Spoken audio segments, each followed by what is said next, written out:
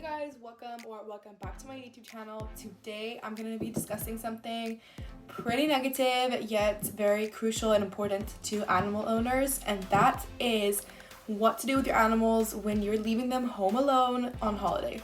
Not only that, but I will also be sharing some of my experiences with leaving my animals home alone. Also, kind of just giving you guys some tips and tricks to avoid them. So we're just gonna get right to the video off the bat.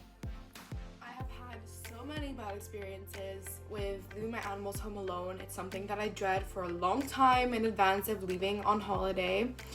I've had to hire many people over the years to take care of my animals.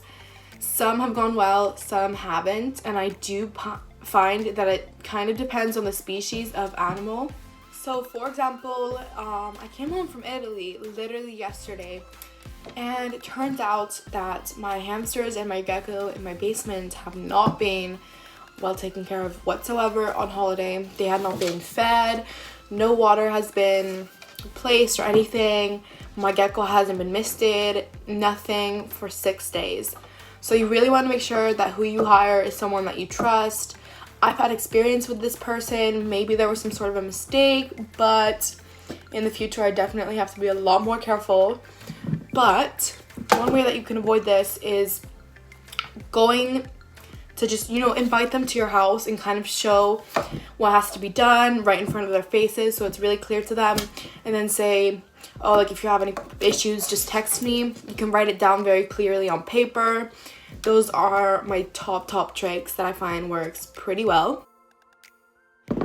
Okay, so if your person that you're gonna hire, or if you're thinking about hiring this person, make sure that you send them a video, especially if your animal has a sickness or if they need special medical treatment. You do need to send them a video showing everything that they have to do, and if they have any questions, they should be able to ask you those.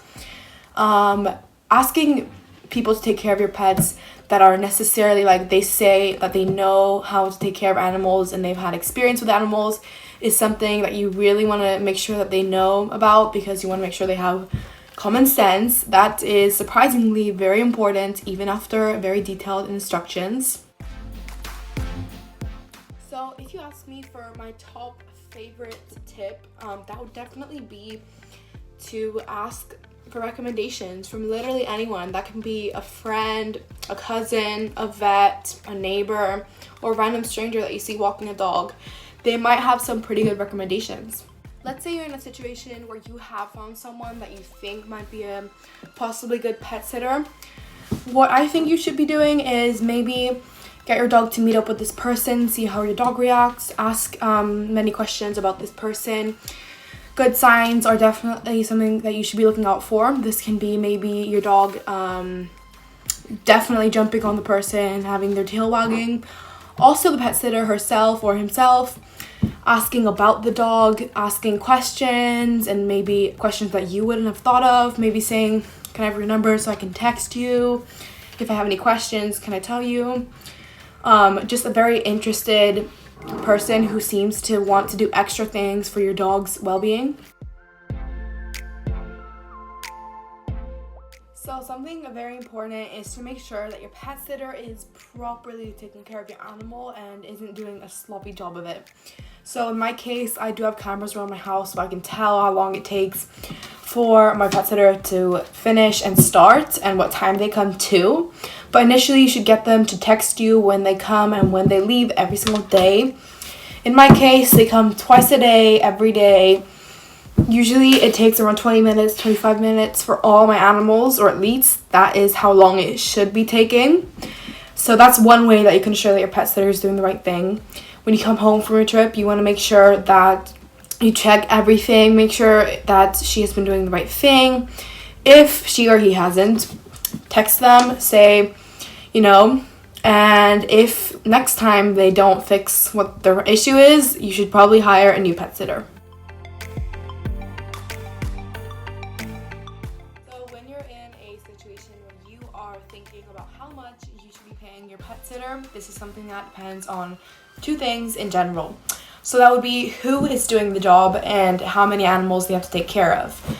So let's say you're taking care of let's say you're a friend of the person you're taking care of, maybe they should be paying you slightly less, since it's a lot more casual. But let's say it's just an average pet sitter that you don't know, you should be paying them about $30 per day. At least for me, with all of my animals, about $30 per day is what they get.